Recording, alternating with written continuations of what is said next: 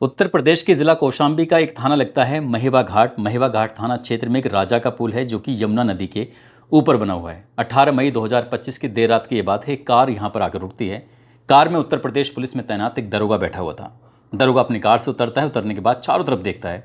जब देखता है कि सुनसान इलाका है, रात बहुत ज़्यादा हो चुकी है, यहाँ पर कोई नहीं है दूर दूर तक, तभी वो अपनी कार की खिड़की खोलता है। खिड़की खोलने के बाद एक सर निकालता है। सर होता है एक महिला का, और उस महिला के सर को वो उसके बाल पकड़ता है, और बाल पकड़ने के बाद उसे पूरी ताकत से घुमाता है, और घुमाने के बाद नदी में फेंक देता है। उसकी मकसद था कि ये नदी में बह जाएगा, यहाँ से दूर चला जाएगा। अब उसके बाद फिर दोबारा से खिड़की खोलता है। खिड़की खोलने के बाद नग्न अवस्था में एक लड़की की लाश थी उसमें। उस लड़की की लाश को बाहर निकलता है, और बाहर निकालने के बाद अब उस लाश को फेंकने का नंबर था। क्योंकि सर तो हल्का था, इसलिए उसने पहले सर को फेंक दिया, और बाकी जो हिस्सा बचा हुआ था वो भारी था। आखिरकार उसमें इतनी ताकत नहीं थी कि उसे उठाकर यूं ही उसे फेंक देता। उसने कोशिश की, उसको उठाया। उठाने के बाद अब जैसे वो फेंकने की कोशिश कर रहा था, इसी बीच में एक कार और निकल के गुजरती है। जैसे कार गुजरती है, उस कार की जो लाइट थी दरोगा पर, उस लाश पर पड़ जाती है। और जैसे उस लाश पर और दरोगा पर जो लाइट पड़ती है, तब दरोगा घबरा जाता है, डर जाता है। सोचने पर मजबूर हो जाता है कि उसे लगता है कि जो कार में बैठे हुए थे ज़रूर उन्होंने देखा होगा, क्योंकि चोर के जो पाँव होते हैं वो बहुत कमज़ोर होते हैं। वो डर जाता है, उस लाश को वहीं छोड़ देता है। छोड़ने के बाद अपनी कार में बैठता है और वहाँ से भागना शुरू कर देता है। बार बार पीछे देख रहा था, कभी साइड के मिरर में देख रहा है, कभी इस साइड के मिरर में देख रहा है, कभी वो सामने वाले मिरर में देख रहा है। देख देख के ये देखने की कोशिश कर रहा था कहीं ऐसा तो नहीं है वो कार उनका पीछा तो नहीं कर रही है। वो भागता रहता है, लेकिन पकड़ा जाता है। जब पकड़ा जाता है तो इस घटना को लगभग 10 साल बीत जाते हैं, और तारीख आती है 24 सितंबर 2025।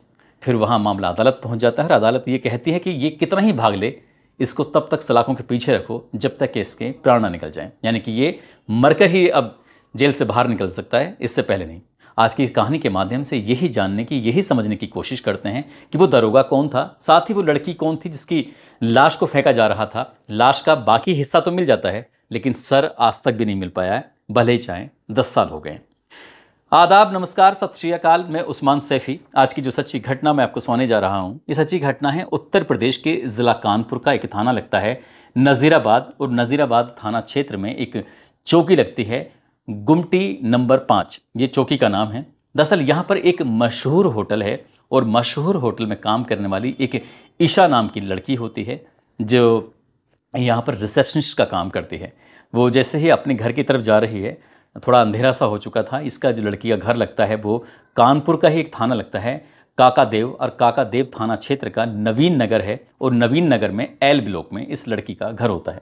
जैसे ही लड़की चौकी गुमटी नंबर 5 की तरफ से गुजर रही थी, उसके सर्किल, उसके एरिया से गुजर रही थी, इस लड़की के पास से 2 लड़के आते हैं, और लड़के आने के बाद इसका पर्स छीनते हैं और वो पूरी ताकत से भाग लेते हैं।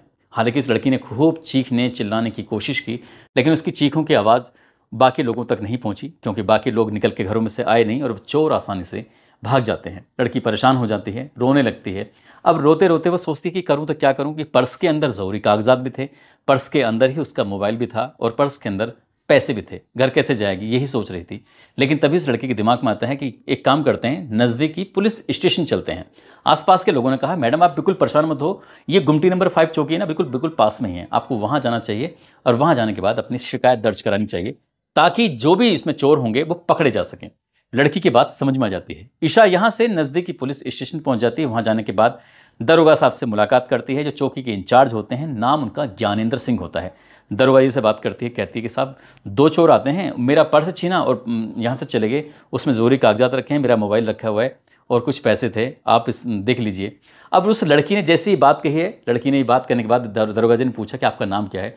लड़की ने कहा, मेरा नाम ईशा सचान है, और दरअसल उसके पिताजी इंजीनियर्स थे, तो साथ ही उसने पूरे अपने घर की जानकारी दी। और उनका बिल्कुल परेशान होने की ज़रूरत नहीं है, मुझ पर भरोसा रखो, मैं तुम्हारा पर्स हर हाल में किसी भी कीमत पर ढूंढ के लेके आऊँगा। दरोगा ने जब उस लड़की को तसल्ली दी, और तसल्ली न केवल दी बल्कि उस लड़की को घर तक भी छुड़वाया कि आप बिल्कुल परेशान मत होइए, और फिर आके मुझसे मिलना, मैं अपनी तरफ से जांच करता हूँ। लड़की को थोड़ी तसल्ली हो जाती है, और तसल्ली होने के बाद दरोगा जी ने अपनी पूरी जान, पूरी ताकत लगा दी उन दोनों चोरों को ढूंढने के लिए। आखिरकार वो दोनों चोर हैं कौन। हालांकि पुलिस ने उन्हें एफआईआर दर्ज नहीं की थी, और दरोगा ने ये कहा कि आप एफआईआर दर्ज मत कराइए, लेकिन मैं तुम्हारे इन चोरों को जरूर पकड़ दूंगा। आखिरकार दरोगा जी लग गए अपने काम में। 11 अप्रैल 2015 को एफआईआर दर्ज कर ली जाती है, और एकदम जादू से प्रकट हो जाते हैं दोनों चोर। एक चोर का नाम होता है ज्ञान प्रकाश, और दूसरे चोर का नाम होता है छोटू यादव। दरअसल इनके पास ही मोबाइल पाया गया था और यही असली चोर भी थे। अब ये बात जब लड़की की सुनती है तो लड़की बड़ी खुश होती है, सारा सामान उसको मिल जाता है। वो इतना खुश होती है कि दरोगा जी को थैंक यू बोलती है। दरोगा जी इसलिए भी खुश थे क्योंकि दोनों की जो कम्युनिटी थी, दोनों की कास्ट जो थी वो एक ही थी। दरोगा जी भी कहीं ना कहीं उन लड़की को देखकर खुश हो जाते हैं और बीच बीच में लड़की से लगातार संपर्क भी कर रहे थे।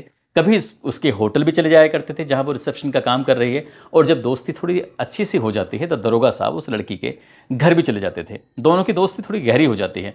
दोस्ती गहरी हो जाती है, लड़की ने अपने परिवार वालों से की और दरोगा जी ने अपने घर वालों से बात की। आखिरकार यहाँ से दोस्ती दोस्ती प्यार, प्यार के बाद ये फैसला करते हैं कि क्यों ना हम दोनों शादी कर लें तो कैसा रहेगा। इसलिए शादी की बात आती है, घर परिवार वालों से बातचीत की है और बातचीत होने के बाद आखिरकार 10 मार्च 2013 को दोनों की शादी होती है। हिंदू रीति रिवाज के हिसाब से धूमधाम से शादी होती है। लड़की के परिवार के सभी लोग शामिल होते हैं, लड़के के परिवार के लोग भी सब शामिल होते हैं और एक साल कैसे बीत जाता है पता ही नहीं चलता, क्योंकि खुशियों का ये दौर था। एक साल जैसे होता है, एक साल के बाद एक बेटी पैदा होती है। उस बेटी का नाम रखा जाता है सनाया। सनाया नाम रखा जाता है और सब कुछ ज़िंदगी में ठीक ठाक चल रहा था, बेहतरीन चल रहा था। अचानक ही इस लड़की के पास एक खबर पहुंचती है। खबर कुछ इस तरह से थी कि क्या ईशा आप बात कर रही हैं? वो कहती है हाँ मैं ईशा बात कर रही हूँ। वो कहा जाता है कि देखो ईशा, अगर जो भी है तुम अपने स्तर से पता कर लेना, लेकिन एक जानकारी मैं आपको देना चाहता हूँ, ये देना चाहती हूँ। दरोगा जी के नाम ज्ञानेंद्र सिंह है, जो कि मूल रूप से चित्रकूट के एक गांव लगता है छिविलाहा, वहाँ के रहने वाले हैं और मैंने इनके बारे में पूरी तरह से पता कर लिया है। दरअसल ये शादीशुदा हैं और इनको 2 बच्चे भी हैं और इनकी जो पत्नी का नाम है वो नीलम नाम है, जो कि मध्य प्रदेश के सतना की रहने वाली है। जब इस तरह की इन्फॉर्मेशन मिली तो शुरुआत में तो ऐसा लगा कि ये झूठ बोला जा रहा है, लेकिन ईशा सचान ने अपनी तरफ से पूरी जानकारी जुटाने की कोशिश की और जब पता लगाया तो बाकी सचमुच ये पता चलता है कि दरोगा साहब तो पहले से ही शादीशुदा हैं, इनको 2 बच्चे भी हैं और यहाँ पर उनकी एक बेटी भी पैदा हो गई है। अब लड़की क्या करे क्या ना करे ये समझ नहीं आ रहा था उसको। तभी लड़की ने इतना गुस्सा करती है। अब गुस्सा करने का मतलब था कि दोनों में लड़ाई झगड़ा हो जाता है। हालांकि दरोगा साहब ने समझाने की तमाम कोशिशें की, लेकिन जो कोशिशें थी वो नाकामयाब हो जाती हैं, इसलिए क्योंकि उन्होंने धोखा देकर ये शादी जो की थी। अब बेटी का जो नाम था सनाया, उन्होंने कहा कि इसका जन्म प्रमाण पत्र बनवा दीजिए। जब बात जन्म प्रमाण पत्र बनवाने की आती है तब उस लड़की के पिता का नाम तो ज्ञानेंद्र सिंह ही लिखा जाता है, लेकिन जब बात माँ के नाम की आती है तो माँ का नाम ईशा सचान ना लिखकर नीलम लिखवाने की कोशिश की जा रही थी और यही बात ईशा को बहुत ज़्यादा परेशान करने लगती है और इस बात पर इनमें दोनों में और ज़्यादा कहासुनी होती है। अब झगड़े की कोई वजह नहीं थी, यानी कि बेवजह भी झगड़े होने शुरू हो जाते हैं और इतने झगड़े शुरू होते हैं कि दोनों में कहासुनी किसी बात ना किसी बात को लेकर रोज़ का रोज़ ये सब चल रहा था। और ऐसे चलते चलते रोज़ रोज़ झगड़ा, रोज़ रोज़ मारपीट, और मारपीट अब ये दरोगा अपनी पत्नी के साथ कुछ ज़्यादा भी करने लगता है। अप्रैल 2015 की बात है। ईशा नाराज़ होकर अपने मायके चले जाती है, अपनी माँ को पूरी कहानी बताती है कि उसके साथ ऐसा छल किया गया है, उसने प्यार का नाटक किया, उसे प्रेम जाल में फंसाया। प्रेम जाल में फंसाने के बाद अब कहानी यहाँ तक आ गई है। जब बेटी अपनी माँ के घर पहुँच जाती है तो घर वालों को बड़ा आश्चर्य हो रहा था, अब करें तो क्या करें, क्योंकि कहानी बहुत ज़्यादा आगे बढ़ चुकी थी। वो खुद परेशान थे। आखिरकार लड़की अपने घर थी। अब अगला महीना यानी कि मार्च अप्रैल मई का महीना आ जाता है और ये तारीख रही होगी लगभग 17 मई 2015 की। आखिरकार घर का एक रिश्तेदार, एक जिम्मेदार आदमी ने इस लड़की को, ईशा को और साथ ही ज्ञानेंद्र सिंह जो दरोगा होता है, उन दोनों को आसपास बिठाया। आसपास बिठाने के बाद उन्हें पूरा तरीके से समझाने की कोशिश की और कहा कि ज़िंदगी को अब इसे निभाने की कोशिश करना है। जब तक तुम्हें ये नहीं पता था कि शादीशुदा नहीं है तब तक तो तुम्हारी ज़िंदगी ठीक चल रही थी और इन्होंने इस रिश्ते को निभाने की तमाम कोशिशें भी की। जब ये बात कही जाती तो आखिरकार उस लड़की के दिमाग में बात आ जाती है और जैसे लड़की की बात दिमाग में आती है दरोगा जी भी खुश हो जाते हैं और ये कहा जाता है कि लड़की को अपने लेके आ जाना, लेकिन ज़्यादा परेशान मत करना, मारपीट मत करना। दरोगा की भी बात समझ में आ जाती है और 18 मई 2025 की दोपहर लगभग 3 बजे के आसपास वो घर जाते हैं, यानी कि सासू माँ विनीता से बात करते हैं और सासू माँ से कहते हैं कि सासू माँ, मैं अपनी पत्नी को स्विफ्ट कार है उनकी, अपनी खुद की लड़की की, UP 78 CP 5281, वो इसे मैं लेके जाना चाहता हूँ और जो मुक्ता देवी मंदिर है ना, मैं माँ के दर्शन करना चाहता हूँ और मैं अपनी पत्नी को भी साथ लेके जा रहा हूँ। क्योंकि पति पत्नी का मामला था इसलिए किसी को क्या ऐतराज़ हो सकता है। वो अपनी पत्नी को लेकर सीधा मुक्ता देवी मंदिर में चले जाते हैं दर्शन करने के लिए और रात हो जाती है। अब रात लगभग 8 बजे के आसपास का वक्त था। सास यानी कि विनीता ने अपनी बेटी को फ़ोन किया और ईशा से बातचीत करने की कोशिश की तो उसका नंबर स्विच ऑफ आ रहा था। अब जब उसका मोबाइल स्विच ऑफ था उन्होंने सोचा कि हो सकता है किसी वजह से बैटरी ख़त्म हो गई हो, तो उन्होंने अपने दामाद यानी कि दरोगा ज्ञानेंद्र सिंह को फ़ोन मिलाया। अब जब ज्ञानेंद्र सिंह को फ़ोन लगाया तो उनका भी नंबर स्विच ऑफ आ रहा था। अब यहाँ पर विनीता को ऐसा लगने लगता है कि कुछ ना कुछ गड़बड़ है, मेरी बेटी के साथ कुछ गलत जरूर हुआ है। वो दौड़ते हुए अपने बेटे को लेकर काका देव थाने पहुंच जाती हैं और जाकर कहती हैं कि साहब, मेरी बेटी दामाद के साथ दोपहर 3 बजे निकली थी, रात 8 बजे मैंने फ़ोन करने की कोशिश की, लेकिन उनका नंबर स्विच ऑफ आ रहा है, आप मदद कर दीजिए, आप इसमें देख लीजिए। पुलिस वालों ने पूरी बात सुनी। बात सुनने के बाद कहा कि मियाँ और बीवी का मामला है, स्विच ऑफ हो गया तो तुम इतना परेशान क्यों हो रही हो, जाओ घर जाओ, आराम से जाकर सोना। माँ को इस तरह से समझाकर जब उसने ज़्यादा कुछ कहने की कोशिश की तो डांट डपट के उन्होंने भगा दिया कि जाओ यहाँ से काम करो। जैसा पुलिस का अमूमन कई बार रवैया हो जाता है, तो यहाँ भी रवैया कुछ ज़्यादा अच्छा नहीं था।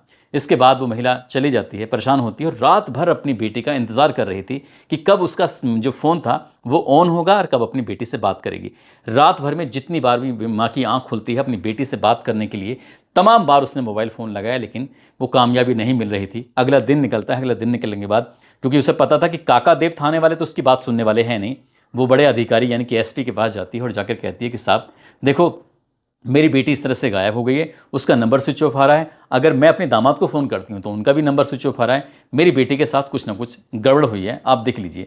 अब ये एसपी ने बात सुनी। एसपी ने 19 मई 2015 को आदेश कर दिया।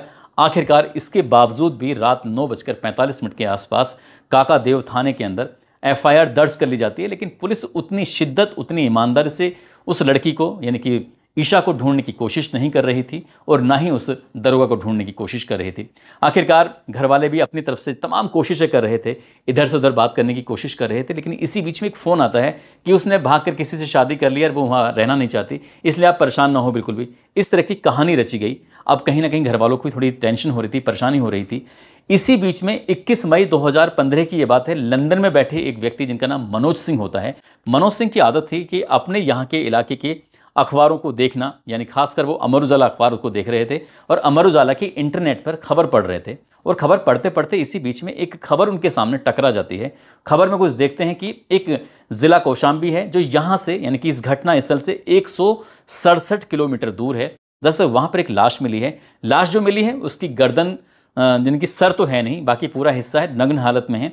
और उसकी खास बात यह है कि उसके एक कंधे पर टैटू बना हुआ है और साथ ही हाथ में घड़ी है। जब घड़ी को जूम करके बार बार उन्होंने अपने उसमें लैपटॉप में देखने की कोशिश की तो पता चलता है कि ये घड़ी तो उन्होंने अपनी साली को गिफ्ट करी थी। यानी कि जो व्यक्ति लंदन में बैठा हुआ देख रहा है, दरअसल वो ईशा का सगा जीजा होता है। उन्होंने देखा कि ये होना हो उनकी ही साली है, तभी वो अपनी सास विनीता को मैसेज करते हैं, फ़ोन करते हैं, बातचीत करते हैं और कहते हैं कि तुम्हें यहाँ से लगभग 167 किलोमीटर दूर कौशाम्बी जाना चाहिए और कौशाम्बी में जाकर ये पता करना चाहिए कि ये महेवा घाट थाना क्षेत्र में जो राजापुर पुल है उसके पास में जो लाश मिली है वो लाश आखिरकार किसकी है। अब यहाँ से घर वाले यानी कि जो विनीता है, उसका बेटा और बाकी परिवार के कुछ लोग जाते हैं और कौशाम्बी ज़िले में जाने के बाद पुलिस वालों से बातचीत करते हैं। उधर पुलिस वालों ने एफआईआर दर्ज कर ली थी और बाकी जो हिस्सा था, इनकी सर था, उसे ढूंढने की तमाम कोशिशें कर रहे थे लेकिन मिल नहीं पा रहा था। वहाँ पर सूचना मिली थी 19 मई 2015 की सुबह लगभग 5:30 बजे के आसपास एक राहगीर को सड़क के किनारे एक लाश मिलती है नग्न अवस्था में। वो बताता है कि साहब देखो, ये जो थाना है महेवा घाट, वहाँ से लगभग 100 मीटर की दूरी पर है। उसने जाके सूचना दी, मोटरसाइकिल वाले ने कहा कि साहब इस तरह से लाश पड़ी हुई है। पुलिस ने लाश को कब्जे में लिया और बाकी के उसके हिस्से को तलाशने की कोशिश की, लेकिन पुलिस को कुछ नहीं मिल रहा था। पुलिस को मिला था तो उसके कंधे पर एक टैटू मिला था, हाथ में एक घड़ी मिली थी, हाथ में एक पट्टी बांधी हुई थी और पट्टी होने के साथ साथ उसके शरीर पर कई अलग अलग हिस्सों में कुछ गहने भी उसने पहने हुए थे जो सुरक्षित थे। यानी कि इसे साफ पता चल रहा था कि लूटपाट के नहीं बल्कि या तो कोई बहुत ज़्यादा दुश्मनी मानने वाला है, उसने इस बात की हत्या की है। लेकिन कौन है कौन नहीं है, लड़की कौन है, इसकी शनाख्त करने की कोशिश कर रहे थे। इसी बीच में विनीता 167 किलोमीटर दूर से चलकर थाने पहुंच जाती है, जाकर बातचीत करती है। कहाँ कि मोर्चरी के अंदर लाश रखी हुई है, आपको देखना चाहिए। घड़ी से पहचान कर ली जाती है, मेरी बेटी की कंधे पे बने टैटू से पहचान कर ली जाती है कि बेटी की है, गहनों से पहचान कर ली जाती है और साथ ही हाथ में जो उसके पट्टी बंधी हुई थी, जो चोट लगी हुई थी, उससे पहचान कर ली जाती है। अब आखिरकार पुलिस के पास जाया जाता है, पुलिस को पूरी कहानी बताई जाती है कि मेरे दामाद की ही इसमें कुछ ना कुछ हरकत है। जो दरोगा है उस वक्त में उसकी तैनाती थी, बताया जाता है प्रतापगढ़ में, और प्रतापगढ़ में तैनाती होने के बाद आखिरकार पुलिस ने उसको ढूंढने की कोशिश करना शुरू कर दिया, लेकिन पुलिस के दरोगा हाथ ही नहीं लग रहा था।